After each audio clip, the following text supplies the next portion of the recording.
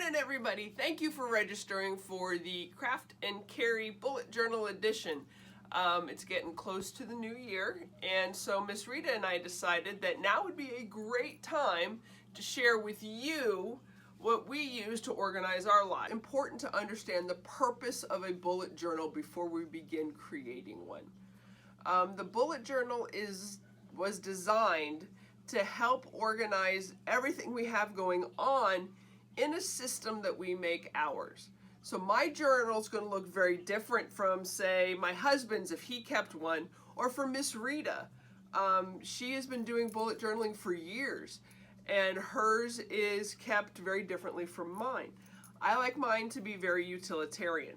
So I can look at my week, I know what I have, I know where I'm working on, what progress I'm working on for my goals, my to-do list, what I have to do for work, what I have to do for home, what my son is doing. I can do that in a quick glance in a week. So the bullet journal also allows me, with the index, to flip back and forth. Oh, I need to find notes for that meeting that I was at. What page did I put that on? Which is why we number our pages.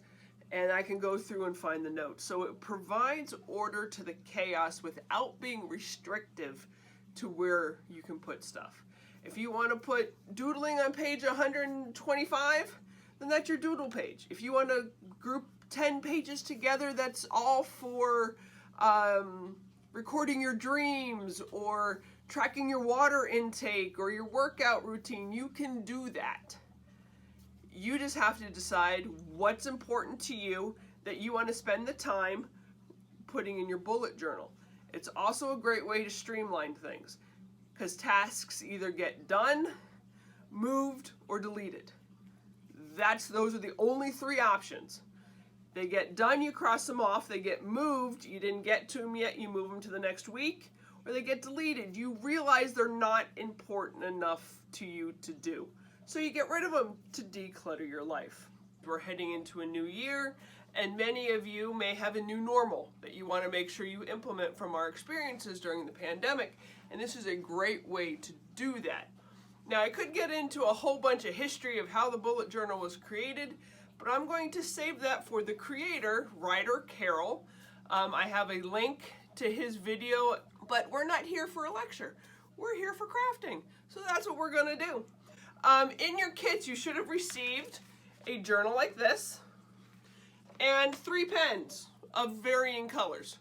And those pens you can use. You can also use, which is why I love bullet journaling, markers, metallic markers, black markers of different widths, washi tape, colored pencils, and anything else you wish to use.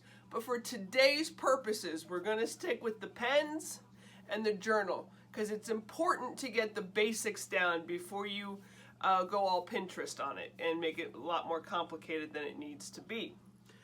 So, as usual, when we get started, I have my coffee. And since we're doing something that I do on a regular basis, I got down on the floor, which is where I normally do my bullet journal when I'm organizing it. I have my comfy socks, my comfy sweater, and we're ready to get started. So if you read your instructions that came in your kit, the first thing you should do is write index on the first 4 pages. That way we have your index, and I'll explain why that's important as we get into it. And then number, starting after your 4th index page, 1 to 20 in your journal. So at this point, pause the video and do that. Alrighty, so at this point you should have index, index, index, and index written on the first 4 pages, and then numbering your journal 1 to 20 should be finished. Now, one of my secret hacks to numbering my pages, which eventually you'll want to number all of your pages, is I only number the odds. So in the future, if that's what you want to do, it's just easier. So it's 1, 3, 5, 7, 9, and so on. It's just my little hack from having doing this for so long. While numbering the pages is crucial to the success of a bullet journal, it is also the most boring part of doing a bullet journal. So the importance of the index is how a bullet journal works. So as you can tell, I have in my index, page 1 is my future log. And the future log is kind of how you plan the next year. So that anything that pops up in your meetings or life planning or whatever can be put here in the future log. Okay, and you can see how I have it organized here. It's so flexible. So I went through page 1, future log. Page 2 for me is a doodle space. It's a bullet journal. You make it yours.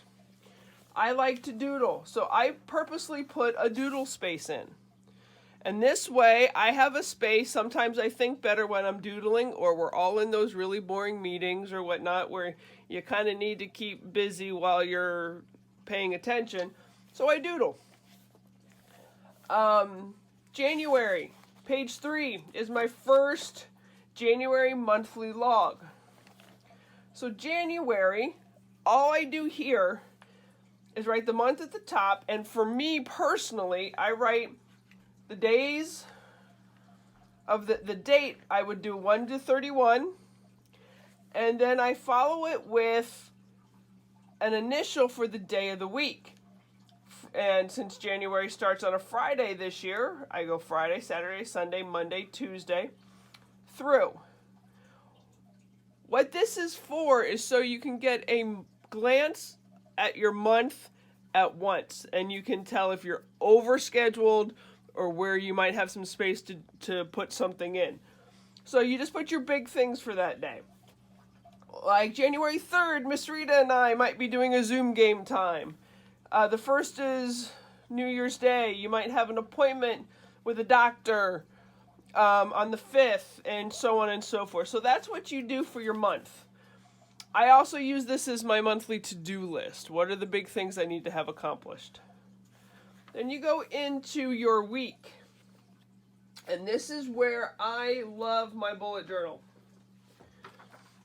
This is the one I have set up for this year. I say this year, I mean 2021. And what I've done, this is the 30th of September, so I write my month in the middle, 30th of September, and I divide the page, both pages. So I have 7 days of the week, and I have a bottom section here that I use for my to-do list. And I just write the initial of the day above the number. And this way I can see my entire week at a glance. Now there's different ways to do this. Miss Rita prepares her journal maybe a month or two out, so that she has some flexibility and whatever creative juices are flowing for her at that time, she decorates her journal accordingly. I am pretty utilitarian. I like to keep my journal simple. So I have created mine for all of 2021 already. And again, here's my blank September. This will be my to-do list. I open it up. And this is actually August 30th and 31st. And then September 1st and 2nd, I change colors between. And this is how I organize stuff. My birthdays are always written in red at the top, and then I plan my days from there. This is very simple way to organize. My first week in January is already pretty full, and that's how I do stuff. My to-do list is here. My appointments and work schedule are here. Anything special that needs to be put in will also be there. So this is how this works. So here what you would do is you would count up your dots along the side and divide by 4, because you want 4 sections. Then you would draw your line with a little ruler and make those lines straight across for your weekly layout. So pause the video now and make your first week's layout. So as you see here, you start making your grid for your week. Then you would start by adding the numbers. So I would start Monday the 4th, and then go from Monday, Tuesday down, but whatever works for you. If you want to go Monday, Tuesday, Wednesday, Thursday, Friday, you can do that too. I've seen that done. You want to do what's easiest for you. The next thing to keep in mind when you're doing a bullet journal is it's called a bullet journal for a reason. It's meant to be bullet points. So you want to keep things clear and concise. So when you have your to-do list, like I have had here in mine,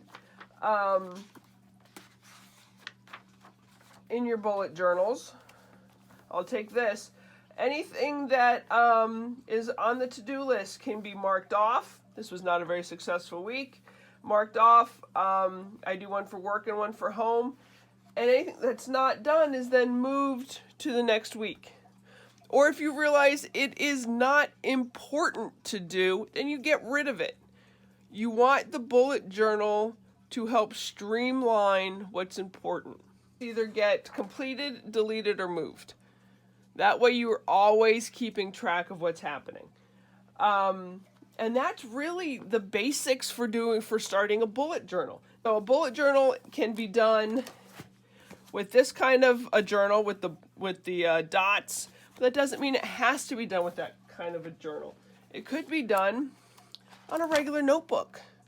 Whatever you have handy. Once you get used to using it, make it yours. Decorate the front. I put stickers on this one. I have washi tape on this one. I have more stickers on the one that I did for 2021. The washi tape you can use a variety of ways. In this one, I use it at the end of my pages so I could tell what month I was in. So there's different ways to use different things. But don't get lost in making it pretty. Make it useful first. So once we start making the bullet journal useful, these are pictures of ideas I have found on Pinterest to help bring some creativity to your bujo experience. Pinterest and TikTok are full of ideas for your bullet journal, but it is easy to fall down the Pinterest and TikTok rabbit holes when trying to figure out what you want to do for your bullet journal. Just enjoy it, make it useful, and help it streamline. Then make it pretty. Thank you very much for joining us today. I have enjoyed sharing the bujo idea with you. Happy New Year. Let it be festive and peaceful, but most importantly, safe and healthy. Thank you, and we'll see you in the library.